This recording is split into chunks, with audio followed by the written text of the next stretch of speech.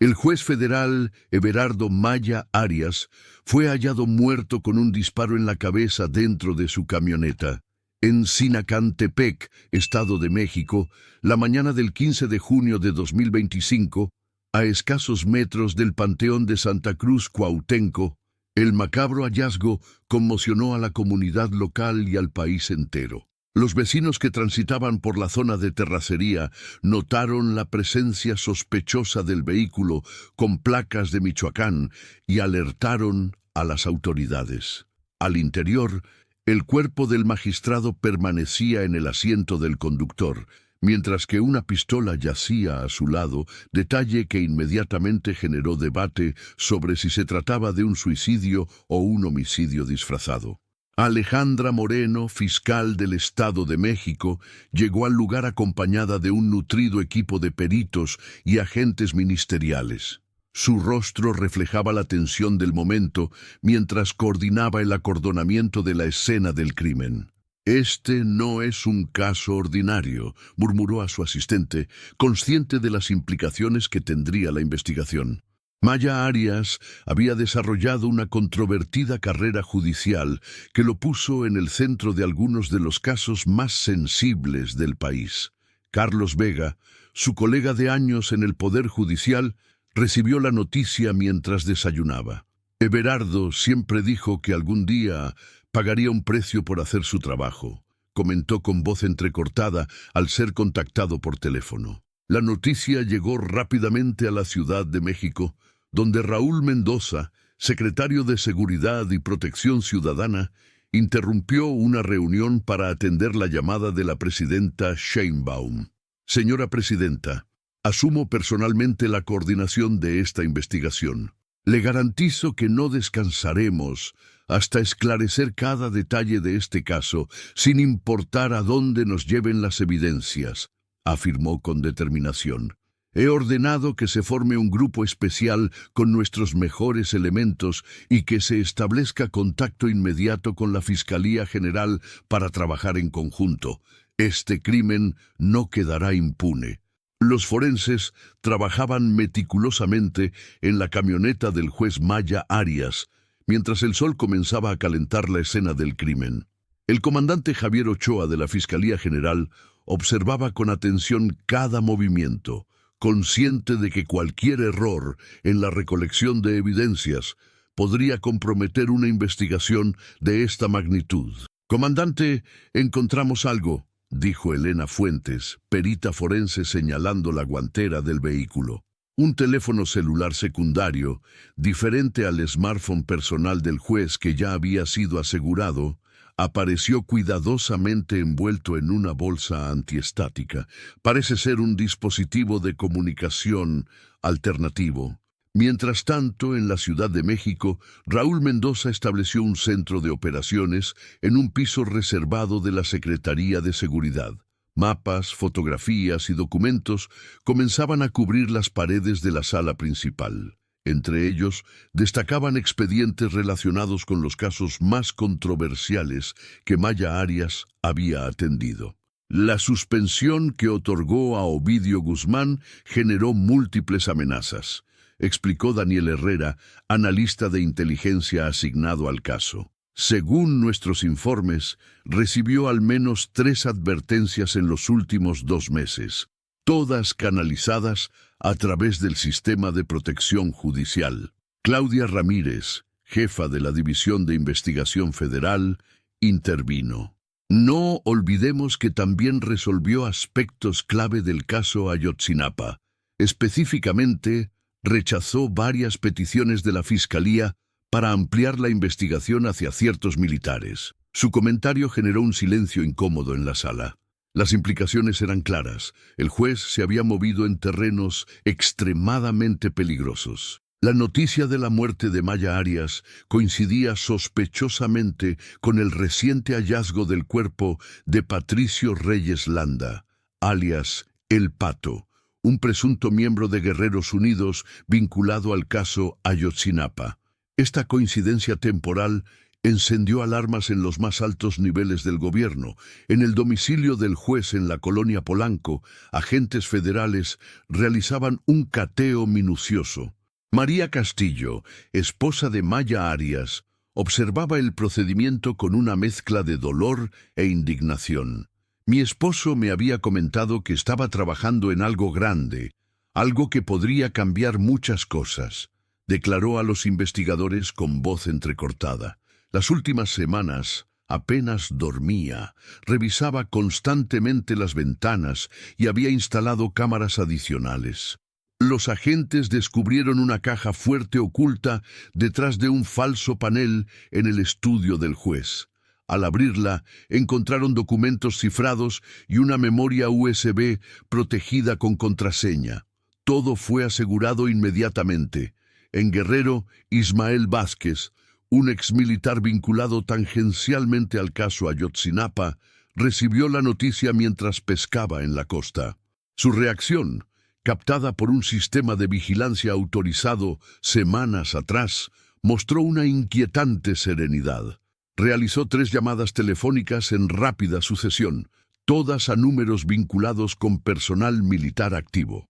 «Necesitamos intervenir esas comunicaciones», ordenó Mendoza al ser informado. «Y quiero que se establezca vigilancia discreta sobre todos los militares que tuvieron contacto con el caso Ayotzinapa y que fueron beneficiados por resoluciones de Maya Arias».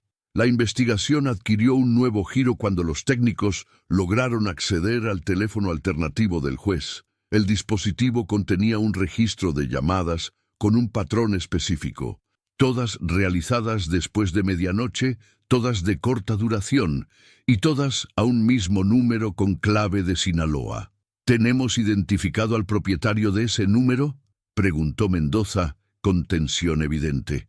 «Es un teléfono registrado a nombre de Teresa Mondragón, una mujer de 78 años sin antecedentes penales», respondió un analista.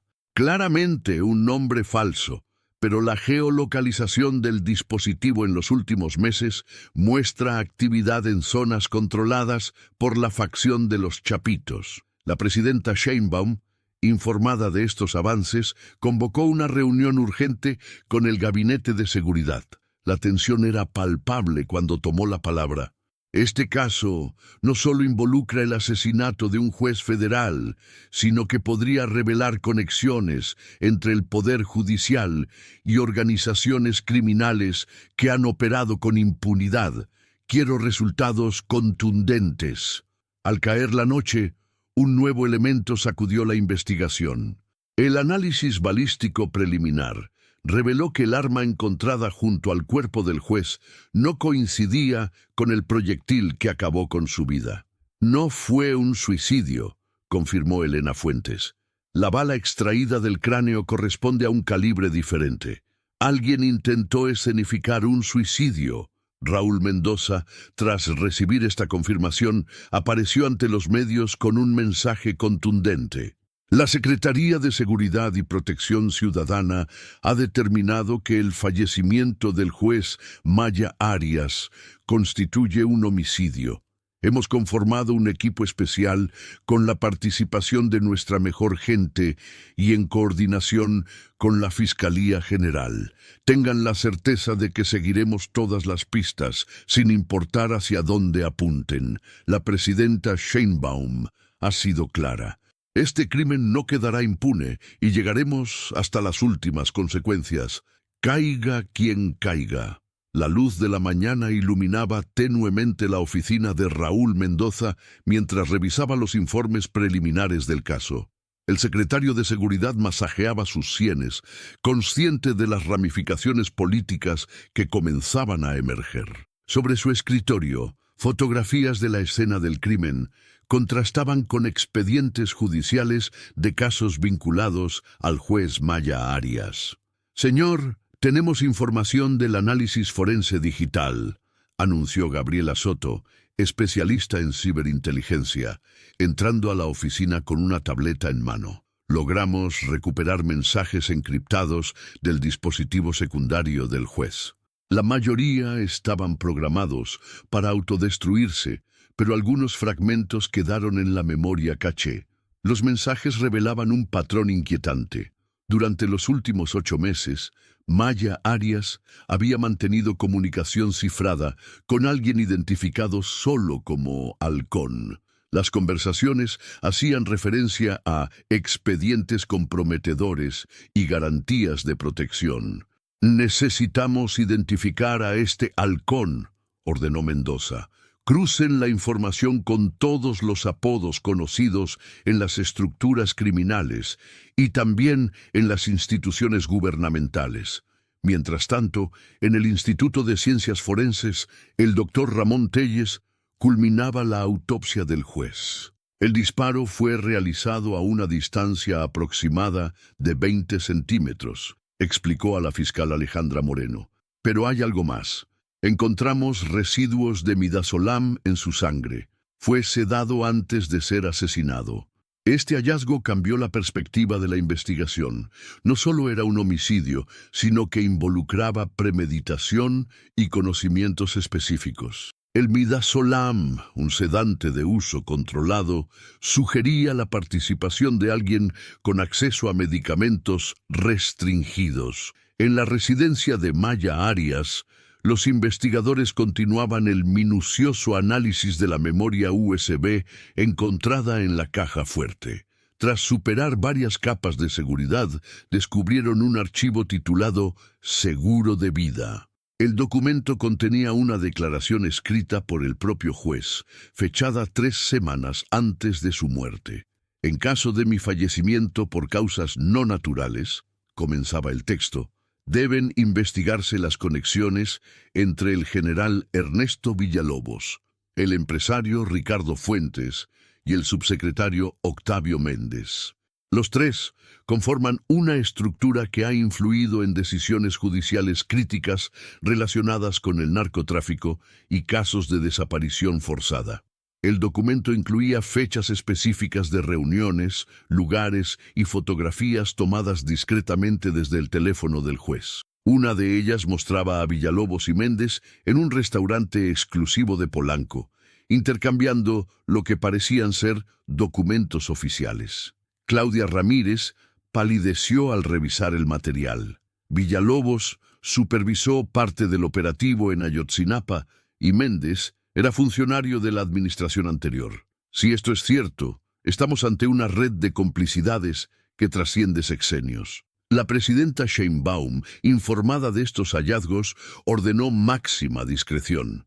«Quiero que esta investigación avance sin filtraciones. Si hay funcionarios de alto nivel implicados, debemos tener evidencia sólida antes de proceder». En Culiacán, agentes encubiertos monitoreaban los movimientos de personas cercanas a la organización de los Chapitos. Teresa Mondragón, la supuesta propietaria del número telefónico vinculado con el juez, resultó ser la tía de un operador financiero del cártel. Su casa, una modesta vivienda en las afueras de la ciudad, parecía un objetivo improbable para una operación de vigilancia. «No hay actividad sospechosa», reportó el agente Miguel Durán. «La mujer realmente existe y parece ajena a todo esto. Probablemente usaron su identidad sin su conocimiento». Sin embargo, el análisis de las antenas telefónicas reveló que el dispositivo registrado a nombre de Mondragón había estado activo cerca del domicilio del juez Maya Arias 3 días antes de su muerte. La coincidencia era demasiado significativa para ignorarla. En la Ciudad de México, el comandante Ochoa dirigía un operativo discreto para vigilar al general Villalobos. «El sujeto mantiene su rutina habitual», informó a Mendoza. «Asistió a una reunión en el Estado Mayor, almorzó en el club militar y ahora está en su residencia en Lomas de Chapultepec». Lo que llamó la atención de los investigadores fue una breve visita que Villalobos realizó a una clínica privada en Santa Fe. Permaneció dentro por exactamente 22 minutos y salió con un pequeño maletín que no llevaba al entrar. «La clínica pertenece al Grupo Médico Integra, propiedad de Ricardo Fuentes», señaló Daniel Herrera, conectando los puntos. el mismo empresario mencionado en la declaración del juez. Paralelamente, María Castillo, la viuda de Maya Arias, proporcionó información crucial durante su segunda entrevista.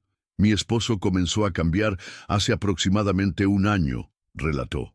Se volvió paranoico, instaló sistemas de seguridad adicionales y me pidió que nunca comentara sobre sus casos con nadie, ni siquiera con su familia. La mujer reveló que, 2 días antes de su muerte, el juez había guardado un sobre sellado en la caja de seguridad de un banco. Me dijo que si algo le pasaba, debía entregárselo personalmente a la presidenta Sheinbaum. Nadie más. Con una orden judicial, el sobre fue recuperado. Contenía documentos que detallaban una compleja red de corrupción judicial, con nombres de jueces, magistrados y funcionarios que habrían recibido sobornos para favorecer a grupos criminales en sus resoluciones. Entre ellos, aparecían pruebas de depósitos millonarios a cuentas en paraísos fiscales vinculadas al subsecretario Méndez. El juez estaba reuniendo evidencia para presentar una denuncia formal, concluyó Mendoza. Lo mataron para silenciarlo. Esa noche, la presidenta Sheinbaum convocó una reunión extraordinaria con el fiscal general y el secretario de la Defensa. Las implicaciones de lo descubierto ameritaban acciones contundentes, pero cautelosas. A partir de este momento, el caso Maya Arias se convierte en prioridad nacional, declaró la mandataria. Si hay militares, funcionarios o jueces implicados en esta red, pagarán las consecuencias. México no puede seguir atrapado en estas estructuras de complicidad criminal. Al término de la reunión, Raúl Mendoza compareció ante los medios. Hemos identificado elementos que sugieren que el asesinato del juez Maya Arias está vinculado a una red de corrupción que abarca diversas instituciones. Por instrucciones de la presidenta Sheinbaum, se ha conformado un grupo interinstitucional de investigación con plenos poderes. En las próximas horas ejecutaremos órdenes de aprehensión contra varias personas de interés. Este caso representa un punto de inflexión en nuestra lucha contra la impunidad. La justicia llegará sin importar el poder o la posición de los implicados. La madrugada del 18 de junio se desplegaron simultáneamente 3 operativos en distintos puntos del país. El más visible ocurrió en Lomas de Chapultepec, donde un contingente de la Guardia Nacional, apoyado por elementos de la Fiscalía General, irrumpió en la residencia del general Ernesto Villalobos. Los vecinos de la exclusiva zona presenciaron atónitos cómo uno de los militares más condecorados de México era escoltado, esposado, hasta un vehículo blindado.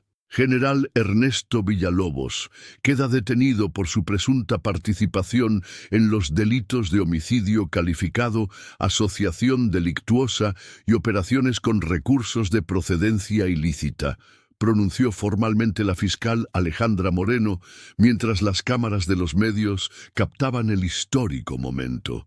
Simultáneamente, en Cuernavaca, otro equipo detenía a Ricardo Fuentes mientras cenaba en su hacienda con varios empresarios. El magnate de la salud privada, conocido por sus conexiones políticas y su presencia en eventos de alta sociedad, fue sorprendido con evidentes muestras de incredulidad. ¿Saben quién soy yo? Esto es un atropello, vociferaba mientras era introducido en una camioneta oficial.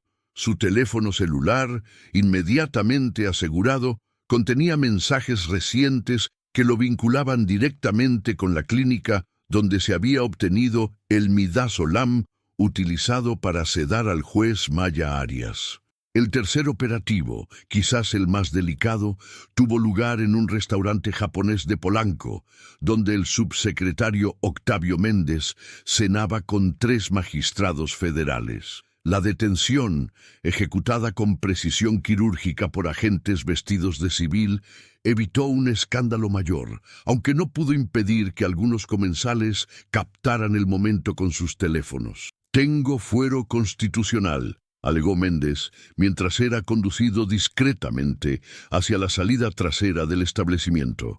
«Esto tendrá consecuencias políticas». El comandante Javier Ochoa, quien dirigió personalmente la detención, respondió con templanza. El fuero no aplica en casos de flagrancia, señor subsecretario. Y tenemos evidencia de una transferencia realizada desde su teléfono hace exactamente 43 minutos a una cuenta vinculada con el asesinato del juez. A las 6:30 de la mañana, Raúl Mendoza y la presidenta Sheinbaum comparecieron en una conferencia de prensa extraordinaria.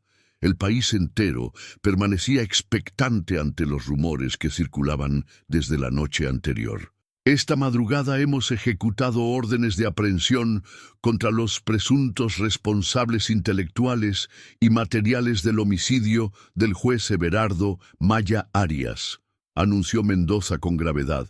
Las detenciones incluyen a funcionarios de alto nivel, empresarios y operadores criminales que conformaban una red dedicada a corromper procesos judiciales. La presidenta Sheinbaum tomó la palabra. Lo que estamos enfrentando no es solo el asesinato de un juez, sino el desmantelamiento de una estructura criminal enquistada en las instituciones.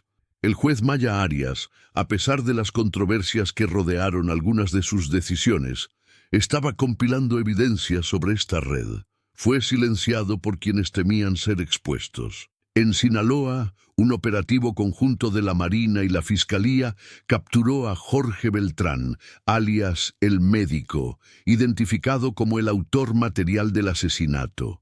La evidencia forense lo situaba en la escena del crimen y su teléfono contenía comunicaciones cifradas con el general Villalobos. María Castillo, la viuda del juez, fue trasladada a un sitio seguro junto con sus 2 hijos adolescentes. Su testimonio resultaría fundamental para comprender los últimos meses de vida de Maya Arias. Mi esposo cambió después de una audiencia a puerta cerrada en el caso Ayotzinapa, declaró ante los investigadores. Llegó a casa alterado, diciendo que había presenciado algo que cuestionaba todo su trabajo como juez. Mencionó que tenía que tomar una decisión moral difícil. Los análisis de la memoria USB y los documentos entregados por la viuda revelaron una realidad perturbadora. Maya Arias había comenzado como parte de la red de corrupción, beneficiando con sus resoluciones a ciertos grupos criminales a cambio de protección y dinero. Sin embargo, algo ocurrido durante esa audiencia del caso Ayotzinapa provocó un cambio en él. El juez inició un proceso de documentación meticuloso, explicó Gabriela Soto, mostrando la cronología de archivos. Comenzó a grabar conversaciones, fotografiar encuentros y compilar transferencias bancarias. Se convirtió en un infiltrado dentro de la misma red que antes integraba. Los mensajes recuperados del teléfono alternativo confirmaban esta teoría. Maya Arias había estado alimentando información falsa a sus contactos criminales mientras recopilaba evidencia para una eventual denuncia. Su último mensaje a Halcón, ahora identificado como el general Villalobos, sugería un encuentro para discutir el caso de un nuevo operador financiero detenido. Era una trampa, concluyó Mendoza. El juez intentaba obtener una confesión grabada, pero Villalobos sospechó y ordenó su eliminación. Las investigaciones revelaron también conexiones con el caso de Patricio Reyes Landa, el Pato, hallado muerto un día antes que el juez. Los análisis telefónicos confirmaron que Reyes había intentado contactar a Maya Arias 3 veces en la semana previa a ambas muertes. Reyes iba a testificar sobre la participación de militares en el caso Ayotzinapa, explicó Daniel Herrera.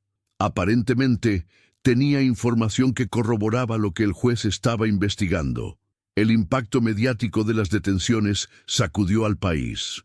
Manifestaciones espontáneas se organizaron frente a la Suprema Corte y la Secretaría de la Defensa, exigiendo una depuración total de las instituciones. Las redes sociales ardían con opiniones divididas. Algunos veían a Maya Arias como un héroe que sacrificó su vida por la verdad, mientras otros lo consideraban un corrupto que intentó limpiar su imagen al final. En el centro de Arraigo, los detenidos fueron sometidos a intensos interrogatorios. Ricardo Fuentes fue el primero en quebrarse, ofreciendo información detallada sobre el funcionamiento de la red a cambio de beneficios procesales. Su testimonio implicó a otros 5 jueces federales y a 3 generales más. Esto apenas comienza, advirtió la fiscal Alejandra Moreno en una entrevista. Estamos frente a una estructura que lleva años operando y que tiene ramificaciones en múltiples instituciones. La presidenta Sheinbaum convocó a una reunión de emergencia con el Pleno de la Suprema Corte y los líderes del Congreso. La crisis institucional requería medidas extraordinarias.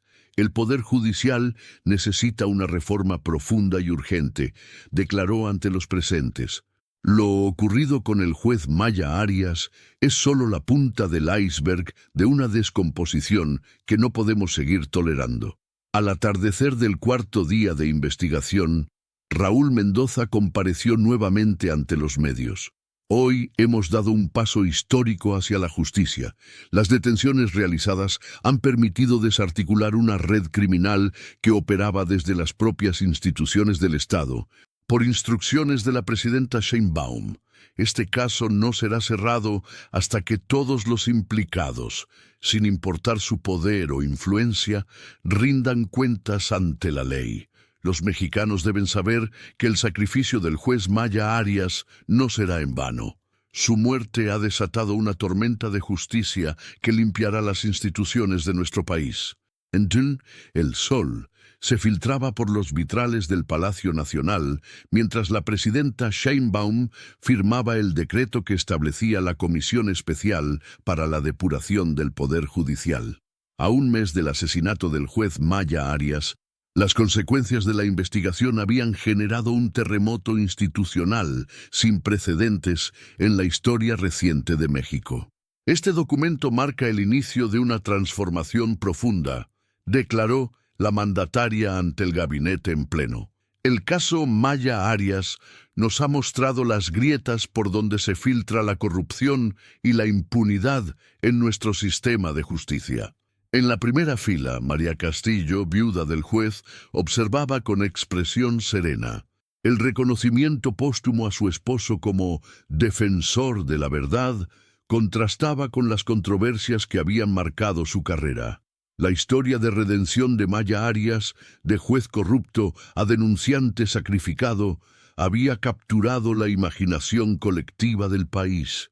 Mi esposo cometió errores, confesó María a los periodistas al término de la ceremonia, pero encontró el valor para enfrentarlos y buscar la verdad, aun sabiendo el riesgo que corría. En el Centro Federal de Readaptación Social número 1, el general Villalobos aguardaba su juicio en aislamiento. Las evidencias en su contra eran abrumadoras.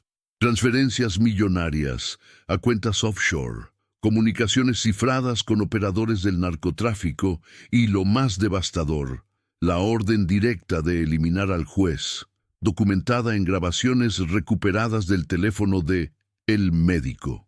Ricardo Fuentes, convertido en testigo protegido, había proporcionado un mapa completo de la red criminal que operaba desde las instituciones. Su testimonio implicó a 28 jueces federales, 15 funcionarios de alto nivel y 4 generales, todos bajo investigación. Estamos ante el mayor caso de corrupción institucional en la historia moderna de México, explicaba Raúl Mendoza ante la comisión legislativa formada para dar seguimiento al caso. La red no solo protegía operaciones del narcotráfico, sino que activamente obstaculizaba investigaciones como la de Ayotzinapa.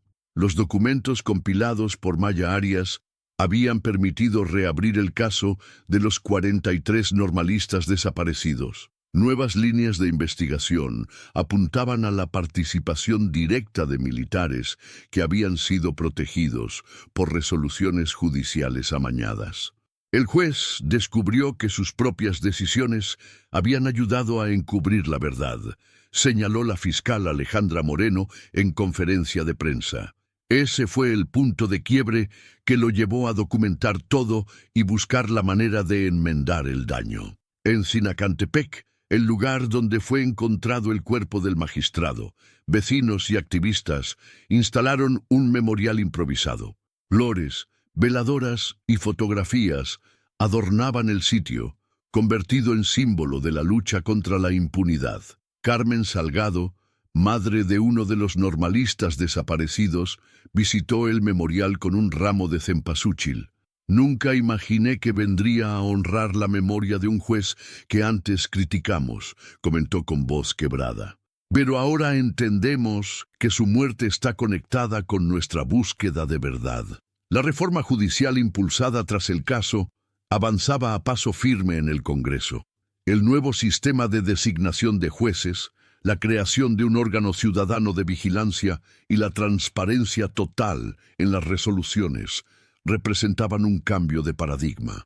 El legado más importante del juez Maya Arias no es su muerte, sino la transformación que está generando, afirmó la presidenta Sheinbaum en su mensaje semanal. México está demostrando que puede enfrentar sus demonios internos y reconstruir instituciones más justas y transparentes. En la Fiscalía General, un equipo especializado continuaba desentrañando las conexiones internacionales de la red.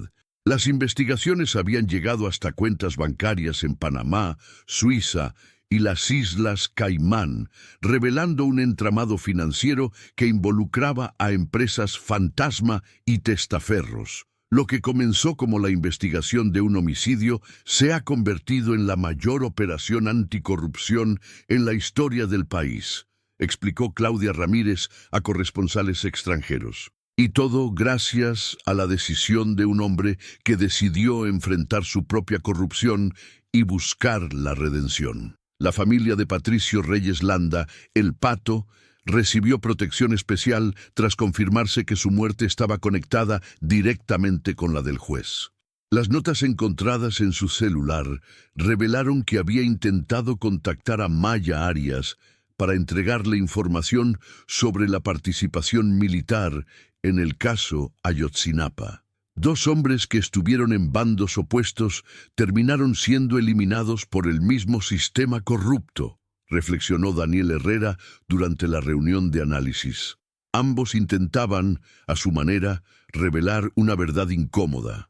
Al cumplirse exactamente un mes del hallazgo del cuerpo del juez, Raúl Mendoza presentó un informe detallado sobre los avances del caso. Las detenciones alcanzaban ya a 37 funcionarios, 12 operadores criminales y 4 empresarios. Las investigaciones continuarían por meses, quizás años, hasta desmantelar completamente la red. El juez Maya Arias nos dejó un mapa para navegar en este laberinto de corrupción, concluyó Mendoza. Su legado no es solo el de una víctima, sino el de un faro que ilumina el camino hacia un México más justo. En el cierre de la ceremonia conmemorativa, la presidenta Sheinbaum se dirigió directamente a la familia del juez. El nombre de Everardo Maya Arias ya no será recordado por las controversias de sus decisiones judiciales, sino por su valor final para enfrentar un sistema corrompido, incluso a costa de su propia vida. Su sacrificio ha desatado una transformación que no tiene marcha atrás. La justicia que tanto buscó en sus últimos días ahora avanza inexorablemente, derribando muros de impunidad que parecían intocables. Este es su verdadero legado. La verdad, por dolorosa que sea, finalmente abriéndose paso.